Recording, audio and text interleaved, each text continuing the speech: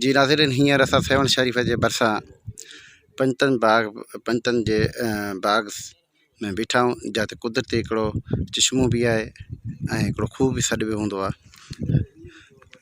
हीउ तव्हांखे उहो निज़ारो असां ॾेखारियूं था।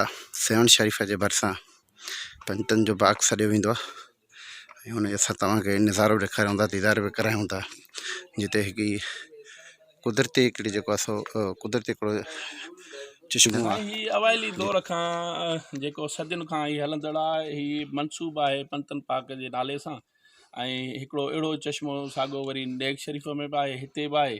ऐं ही तक़रीबन माना जेको सो जेके ज़ाइरीन आहिनि सॼे पाकिस्तान मां हिते अचनि था ऐं बहितर इहो आहे त हिते डेवलपमेंट थिए ऐं हिते जेके ट्रैक ठहनि, बाग़ात लॻनि, वण लॻनि, माण्हुनि जे वेहण जो स्टे अहिड़े क़िस्म जूं शयूं थियनि त ही बहितरीनु पॉइंट आहे जेके सॼी सिंध छा पर पूरे पाकिस्तान जा माण्हू हिते ज़ाइरीन अचनि था, अक़ीदतमंद आहिनि, ज़ाइरीन आहिनि, टूरिस्ट आहिनि ऐं इन खां अलावा हर नौयत जो माण्हू हिते अचे थो।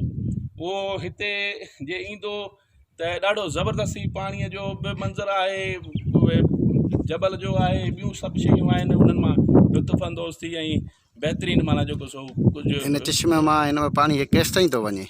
हीअ सॼे ॻोठ खे सैराब कंदो आहे। तक़रीबन जेको ॻोठ आहे तक़रीबन काफ़ी घरनि ते मुश्तमिल आहे। जेको ज़मीन आहे उन्हनि जी उन्हनि खे ही ऑटोमेटिकली हितां ई माना पाणी निकिरंदो आहे। हिन में प्रेशर एतिरो आहे जो हू हर माण्हूअ जे आख़िरी माण्हूअ ताईं ही पाणी पहुचंदो आहे ऐं पोइ वरी उहो पाणी जेॾी महिल कंहिंजे इस्तेमाल जो न हूंदो आहे त पोइ वरी उहो पाणी ईअं ई माना छॾे बि ॾींदा आहिनि, ज़मीननि में छॾे ॾींदा आहिनि।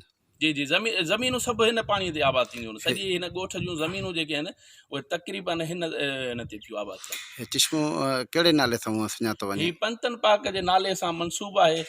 अवाइली दौर खां सदियूं पोइ कुझु ॾंद कथाऊं आहिनि, कुझु हक़ीक़तूं बि हुन में आहिनि ऐं कुझु साइंसी अमल बि आहे जेको हे माना बाक़ाइदा जेको हले थो सिलसिलो, या ही जेको आवाज़ जो फ्रीक्वेंसी आहे उहा बि माना कुझु अक़ीदत बि आहे ऐं साइंस जो बि माना जेको सो उन जा सबब बि आहिनि। ठीकु।